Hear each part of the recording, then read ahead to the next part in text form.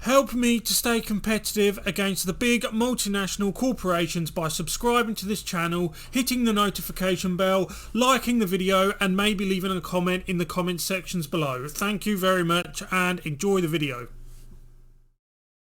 Greetings, free thinkers. Welcome to the Hoggcast. Okay, on today's episode, I am shooting the breeze with Damian, a fellow Patriot from the United Kingdom.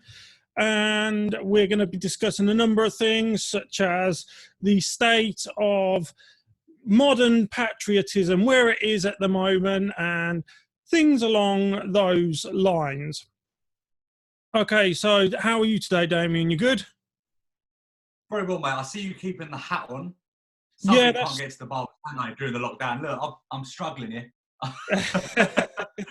You went for the smart option, didn't you? Stick the old hat on. Yeah, that's it. Yeah. Well, I see loads of people wearing beanie hats, so I thought, you know, I'll try them out. I'll see what the whole beanie thing's about.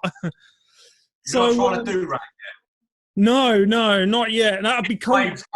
Waves. Yeah, that'd be cultural appropriation. I think they'd crucify me for that.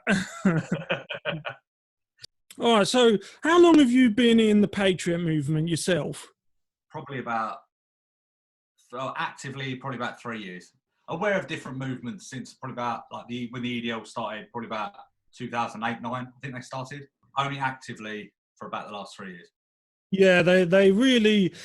I think when Tommy Robinson, when he arrived on the scene, he awakened something in the English people generally. I've always said this about Tommy myself. This is my opinion, yeah.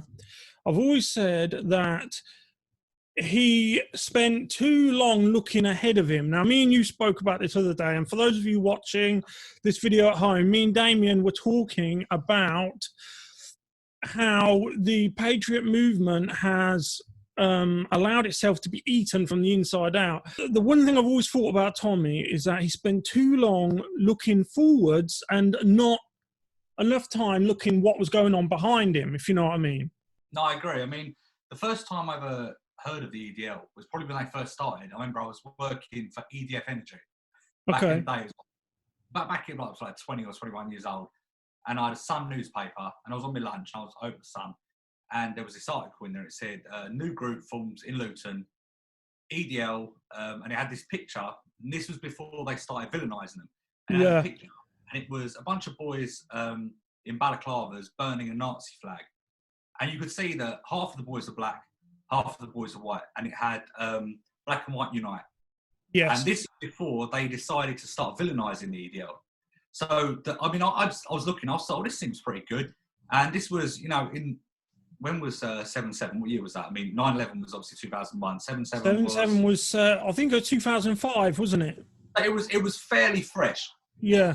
So obviously it was at the forefront of a lot of our minds. And I remember thinking, this seems like a pretty good movement. And this was before they started villainising them. A couple of years later, they then start villainising them, and then the same media that created the beast tries to portray themselves as slaying the beast, if you know what I mean. Yes. So they advertised them as after they initially said that they were this good patriotic movement, Black and White Unite, whatever. They then went on to say that they were Nazis, they were skinhead scumbags. So they advertised the movement to that group of people. Yeah. And then when that group of people then jumped in, then they went, oh, look at us now shutting them down. Yes, I agree. So they all slayed the beast they created, if you know what I'm saying. Yes, I agree. I used to read The Sun, and you made a really good point. Yeah, I used to also read the Daily Mail, and I think a lot of the mainstream media like that, who generally used to cater towards those of us on the right, they've turned, like you said, they've turned on their own reader base, and that's why the mainstream media are losing a lot of their influence. And something like you mentioned when they turned on the beast that they created, something that used to really irritate me was when you used to read about the EDL rallies. I only attended a few myself. I used to watch it, But then I thought, you know what, I'm going to go and see what all this is about, you know. But I used to read that this is how snidey they are, the media. This is how snidey they are. They would tell you that X amount of people got arrested that day, but what they left out was the key context, which was it was the opposition. Yes, it was all Antifa and all of that, you know, and then they would leave it out. They would leave that crucial context out. That's very similar to I think it was in Oldham when Tommy was doing his European Parliament campaign. It was actually the MDL that turned up attacking families with their children and stuff. Yes. Like families and children like cowering from the MDL. Yes. But when you look at the mainstream media reports, all the pictures, they've like conveniently taken them from a different angle. Yes. So the people like this are white boys in like Adidas tracksuits and stuff. Yeah. And they say, 20 people on trial for trouble at Tommy Robinson. They don't mention what their names are, who they were with. Exactly. So your average person just skims through and goes, oh, them lot causing trouble again. Yes. So, and that is their intention entirely, isn't it? To frame it in such a way, you know, so that they need to stop calling themselves journalists. I think if they want to be completely biased, if they want to be political activists, that's fine. Be a political activist, but be honest about it. Don't call yourself a journalist.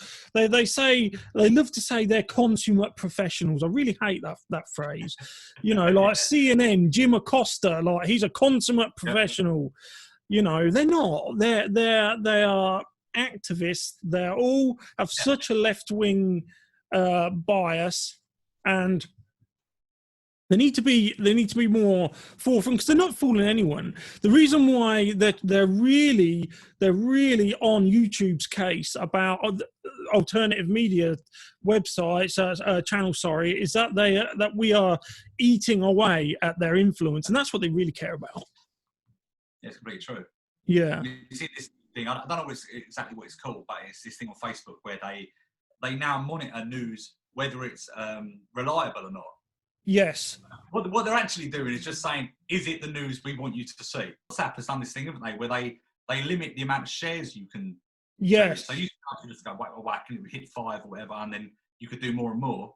Whereas now you can only do after 5, 1 after that, and then you have to redo it.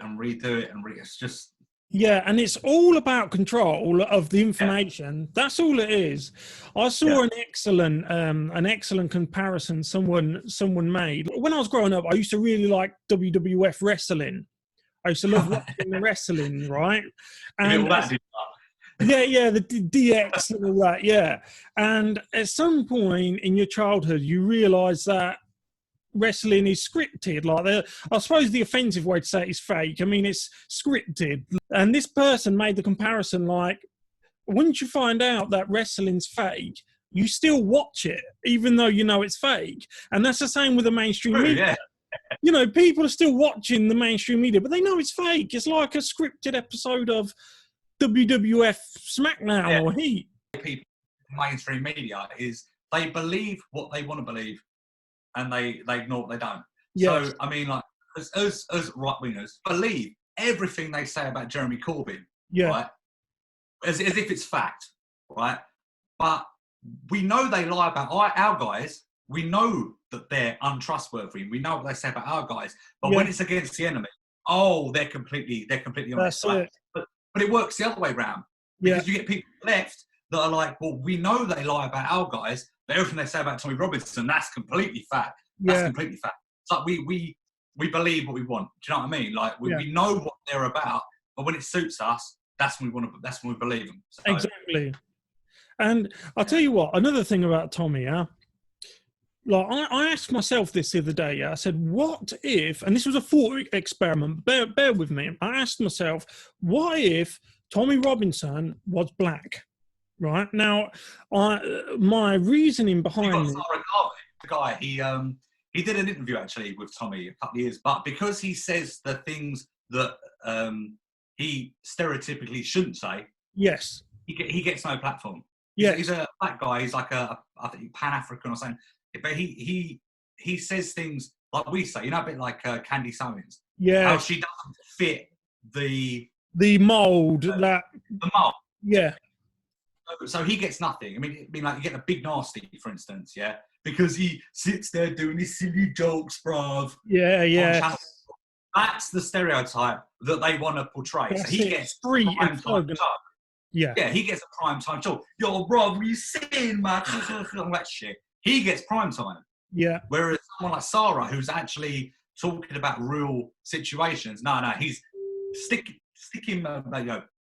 exactly. Yes. Yeah. The point I was going to make, Damien, is that the things Tommy Robinson does, if he was black, right, and if he was doing the things he's doing for the black community, saying if he was black and he was doing these things for his community, if he was black and doing for his community, he would be getting treated completely different.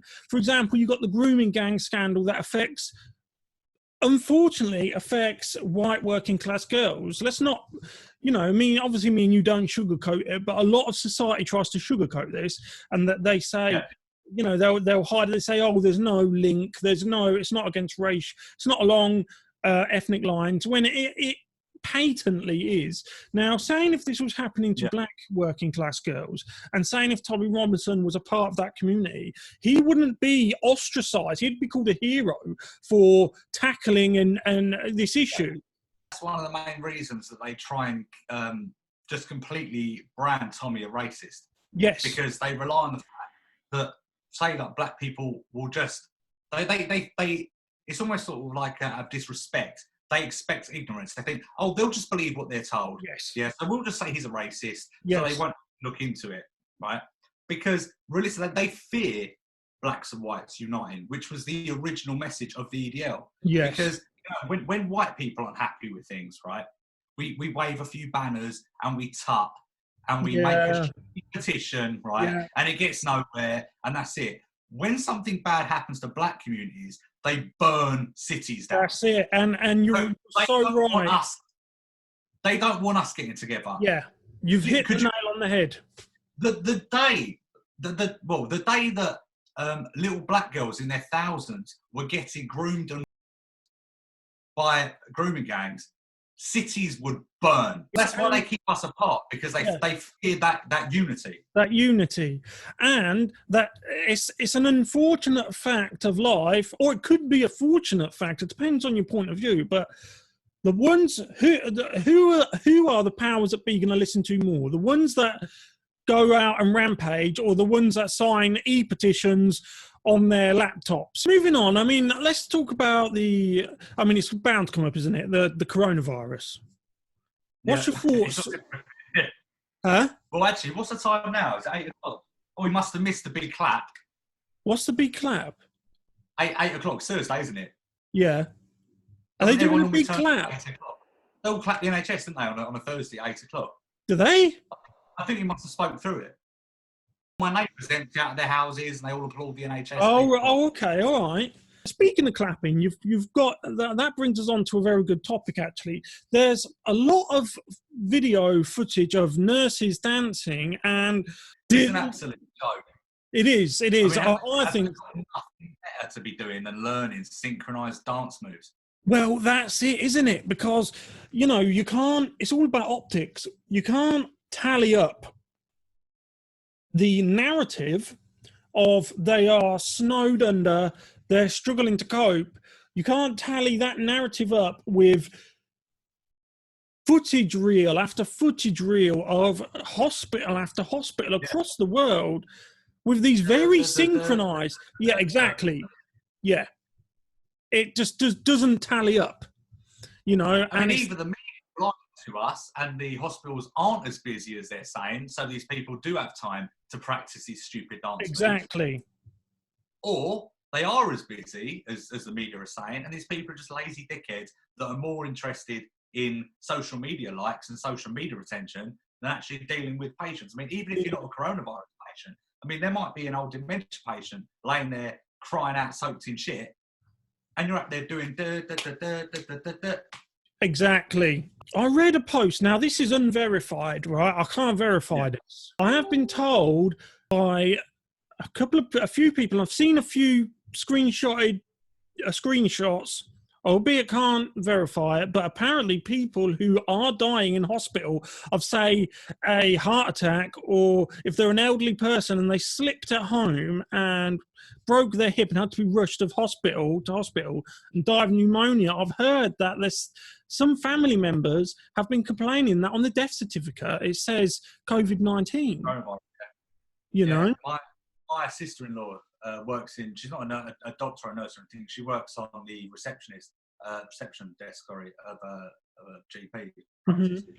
And she said she's actually had people phoning her up complaining that their relatives went in with one illness and died of that, but they're writing it down as corona. Yeah. So they're making the figures up. They must be. How can you trust the figures? Exactly. Also, they're also putting another sort of family friend works for Barney Hospital, the one I was moaning about yesterday on Facebook, and she says they're actually putting corona sufferers in with normal, like, you know, dementia patients or people with cancer who should be top of the list when it comes to vulnerability. Of course. They're mixing them all in. Yeah. Yeah. And funny you say that, because when it comes to things like optics, and you often get those in authority who are railing against quote unquote conspiracy theorists. But if you're doing this, if they are doing this type of thing, they are giving people all of the ammo that we need. You know, so it's all right, people calling us conspiracy theorists for questioning things, but this lockdown is virtually house arrest of sorts, but lockdown, house arrest, or no house arrest, we still have the freedom to question things. And if they're taking away our ability to question things, then that is a step way too far. And not only that, they just dig a hole deeper and deeper for themselves, because the more you try to shut people up, the more they're going to question why you're trying to shut them up. Neighbours grassing on their neighbours for going out more than twice a day. We've become a snitch culture, a snitch society.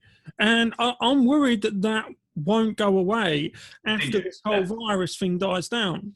What do you think about the news that broke not long ago that over 15,000 people are still coming into the United Kingdom every day through airports where there's been little or no checks at the airport? What do you think? How can you take a lockdown seriously when you, as a British person living in Britain, is being told on Mother's Day you can't go and visit your mother, your 80-year-old mother? It might be her last Mother's Day. You can't go and visit her because it's a lockdown. But someone can fly in like that from a hotspot and just land and get off the plane and walk around. I mean, they reckon that there's only a few reasons that you should be out on soil that isn't your own. If you're going to buy essentials, if you are, what are they? If you're going to buy essentials, if you're doing your 1 hour exercise a day, or I can't remember what the other one is, right? But when a plane lands and somebody gets off that plane, they should walk up to them and say, right now, are you doing your 1 hour exercise a day? They'll say no. Say, are you going to buy essentials? No. Then turn around and fuck off. Yeah, exactly. Yeah. You're not. Yeah, as it's like with everything else, we're being held to two different standards all the time. Do you see the thing? I think it was this a couple of days back. There was this wedding that was allowed to go ahead. I think I saw that in that I saw photos of it, and there was loads of them there, weren't there? Like Muslim wedding, and they were given the go ahead. That was all right. That was fine. But you know, if I go out, if I smoke my cigarettes and then I go out to buy another pack, I might get a fine. You'll get a fine or arrested, on my own, in my own car. Yes. Completely alone, I might get arrested or given a fine. But exactly. You can have a big old Muslim wedding, and that's absolutely fine. Yeah. Held to two completely different standards. I saw not long before we went on air, I saw a video taken, and this is the one good thing I love about smartphones. everyone having a camera in their pockets and social media, combining those two things together, has caused an information awakening amongst the people. And we just wouldn't know about this if it wasn't for those two things. But this lady, an elderly lady from London, she had obviously just had enough, yeah? And she went to walk a dog. She went out, she was walking a dog out in London. And the police arrested her. They told her, you can't be outside, etc., etc. And they actually arrested a woman for being out in for walking her dog. That's the country we've became to. I appreciate that. The virus is a bad situation. Nobody's questioning that. But what harms is a woman doing walking a dog when they can allow people to attend a wedding like that? It's almost like the rules are actually don't see anybody or mix with anybody that you want to see or mix with. Yes. You can't see your family members. You can't see your brother, your sister, your best mate. That's terrible. But you can walk in a supermarket and people are all up in your face walking around, doing whatever. I go to my off license every single day and I can be 2 meters away from the guy that runs the off license. That's fine. Yeah. But I can't go and see my dad. No, it's strange. Yeah. What's the difference? It's like, if you want to see the person, you're not allowed. But, if you don't want to see him, you can mix them all you like. It's just... Yeah, it's just so strange, isn't it? When do you think when do you think it's going to come to an end? Or if we are going to get back to normal, what do you think? I mean, I think realistically, we should shut the borders. I think we should have shut the borders from word go. Yeah. But let's say we shut the borders now, right? And we completely eradicated it from this country. Yeah. The second you let somebody fly in, you're back to square one. Yes. It's like what we did with TB back in the day. We got rid of TB. Yeah. I haven't had my, sorry to interrupt, I haven't had my vaccination for TB. Neither have I. Yeah, good man. Neither have I, mate. Yeah. I said no. Yeah, I said no as well. Yeah. And then you can get rid of a problem. And as soon as you open the door, somebody comes back in, problem back. Problem's back again. Yeah. You've realistically got to shut the country down until the rest of the world has dealt with the problem, and then you allow free movement again. Yes. But they're not going to, because they're too worried about the economy. I mean, Boris Johnson was too late to act in the first place because I think he was worried about affecting the economy, but the economy's fucked now anyway. Yeah, it was going to get ruined anyway if it got spiraled out of control, Do you think Boris Johnson is the right man for the job? Do you think we've got a good man for the job right now? Do you think, is there anyone you could think of? Well, I voted for Conservatives this time. Okay. I did. And I would much prefer to see Boris running things than Jeremy Corbyn. Oh, man, yeah. Can you imagine, right? You know how when Boris got ill, yeah, how... imagine if things had turned out differently, right? And we had Diane Abbott temporarily. Oh man! God. Yeah, it's terrible. I mean, I personally think Nigel Farage would have dealt with this a lot better. Yeah, I really love Farage. I know he gets a lot of hassle. Like he threw us under the bus, didn't he? Yeah, kind of. Yeah, I mean, he threw us under the bus, but yeah. I mean, I remember back in the day before he became, a bit of a mainstream media figure and on LBC and all that. When I said to people, I like UKIP and I like Nigel Farage, I got called racist. Yeah, all of it. All the same things that he then called followers of Tommy. Yeah, yeah. So it's like, well, I got called the same things for following you, mate, a few years back. Exactly. But now you're a little bit more in with the establishment. Yeah, and then he calls us stuff. Yeah. Yeah. It's an automatic shutdown for them. Those types, isn't it? They think, right, I'll just call him racist. He'll shut him straight down. Yeah. That's what they do. It's just bang. Let's not have a debate. You're racist, and that's why we've got all these problems to begin with. I think Nigel Farage, right?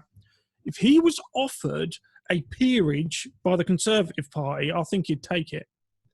100%. I think he would. Yeah, I do. Yeah. I think so. When it comes to Farage, he can really tear people apart in interviews and debates. And in the 2015 election, in the run-up where we had all those people on the stage, the debate stage. You had Plaid Cymru, the Scottish National Party, Labour, Conservative, Liberal Democrats, UKIP. Farage, he did so good. I was so proud of him. But then he was, wasn't he? But then when he left UKIP to start Brexit, I thought, you're just splitting the vote. They were splitting the vote, you know? Have we definitely left the European Union yet? I have no idea, mate. I don't think anyone quite knows. We sort of have, but we sort of haven't. Yeah. It's strange, isn't it? It's like the virus has come along, and I think they have finally found what they were looking for, because the people weren't letting the politicians off the hook like they thought they would say, I'll just extend it for 3 years, extend it for 2 years, so on and so on, you know? What do you reckon? Have you ever noticed how only one bad thing ever happens at a time? Yes, that's a good point. You know, like the Australian fires, they were dreadful, weren't they? They were the biggest thing, right? And they just went out the day we all got corona. Yeah, it's strange, isn't it? It's like the news cycle dictates what we decide. London in the last 2 months. Yeah. But a couple of months back, it was just like, oh my God, stabbings. Oh, they're finished. Now we're going to corona. I mean, corona is probably around the time of the Trump elections, around like the president American election. Yeah. And there'll be something else. Like no two bad things ever happen at the same time. Yeah. It's just sort of like one. It's a chain of them. Up. It almost seems like the New World Order used to be the stuff of weed heads. Yes. And people that sat up at 4 a.m. smoking, you know, Gorilla Glue, going, oh, you won't believe what they're doing, bruv, man. They've got some agenda. And used to be like, shut up, bruv, you just smoke too much weed. but now they seem like they're not even hiding themselves anymore. No, it's all out in plain sight, isn't it? Like, yeah, we're here. Fuck you. We can do about it. Like, they're not hiding themselves anymore. It used to be the stuff of hotboxing. Yeah. Yes. Whereas now it's just like, we're doing what we want and what you can do about it. Yeah. So, what do you think of 5G or I should say, quote unquote, conspiracy theories? Now, I'm not for or against. I don't know anything about it, right? But what do you think? Who can you trust? I mean, you read the mainstream media's reports on 5G. It's fine. You read the guys that, as I said, sit in their bedrooms at 4 a.m, getting stoned, but they were right about some stuff now. So you got to think, are they right about that? Are they right about this? I mean, I don't know. Do I think? I mean, I've got a friend that's really into all this 5G stuff, and he blames everything on it. Yeah, it's strange, isn't it? 5G. It's like, I don't think it is. Even if you've got hay fever, you know, if you get hay fever symptoms, 5G. Yeah, it's 5G. Oh, I was giving it to the wife, and I went soft. It's 5G, mate. Yeah. 5G. It's just blame everything on 5G. It's a little bit like how the far right blame everything on the Jews. It's It's bloody 5G. It's Jewish 5G. Yeah. And funny you say that, actually, because they actually do blame it on Israel, didn't they? You know. Oh, really? Mate, right? This is the cream of the conspiracy theorists. Yeah. What they say is, right, and I don't buy into this at all. Yeah. What they say is that 5G was created in Israel, and then Israel foisted it onto other countries, but they won't allow 5G in their own nation. That's the conspiracy theory. Where's the proof for this? I mean, exactly. Some YouTube video, like, I mean, me and you could sit here right now, and you could say you're Dr. Hogg, and I'm Professor Knox, and you know we've been doing testing on 5G. Yes, exactly. Whatever they see. Like, I mean, I could sit here now and make a video saying, you know, I'm a doctor. I work in the coronavirus wards, and I believe this, that, and the other. And people go, oh, well, he's a doctor. Exactly. Yeah, exactly. You could be like breathlessly talking into a phone, like that nurse who got caught out. There was a nurse who got caught out, blatantly lying.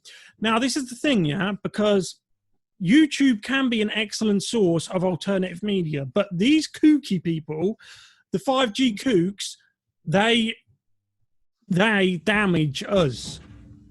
They damage us, you know, and they then bolster the mainstream media's grip. They retighten the grip the mainstream media has on people's minds, because people are willing and open to listen to alternative media sources on YouTube. But when you get people who go too far and they say, I'm red pilled, yeah, but there's people who are black pilled, and black pilled people believe in reptilians. Have you heard this? Have you heard it? I've never heard of black pilled, but I've heard of reptilians from the same weed smokers about 10 years ago, bruv. The queens are reptile, bruv. Trust me, you know that's all this. it. Mate, these guys are the people who have smoked the ashes of the weed smokers. Yeah, they are the undisputed. Oh yeah, the undisputed tokers, right? And they believe they're reptilians, and it's not even evidence, but what they'll cite as evidence, they'll say, well, the royal families have always interbred. This is to keep their reptilian bloodline pure, right? But I say to them, it's crazy, isn't it? Yeah, and I say to them, look, right, the reason why nobility in families interbred with each other is because. Saying if I was the king of England and you was the king of Spain, right? And I had a son and you had a daughter, right? And they married. That would strengthen our relationship. Okay, so if the king of France invaded you, I would come to your aid. That's why that's why the royal families family to family marriages, because it strengthened bonds. It had nothing to do with them being reptilian or reptiles and this type of thing, you know. It's ridiculous. Yeah, it is. Anyway, Damien, thank you very much for coming on today. It's been great speaking to you, man. Cheers, Mark. As for you guys watching at home, thank you very much for tuning into the Hoggcast. This was my first interview discussion video. I'm going to do more of them. I know you guys were asking for those type of things. I'm going to try and have an interesting guest on as many times as I can, just like I did with Damien today. Damien, I'll chat to you later, mate, and thank you very much. You're a gentleman. Cheers, Take care. Take care. See ya.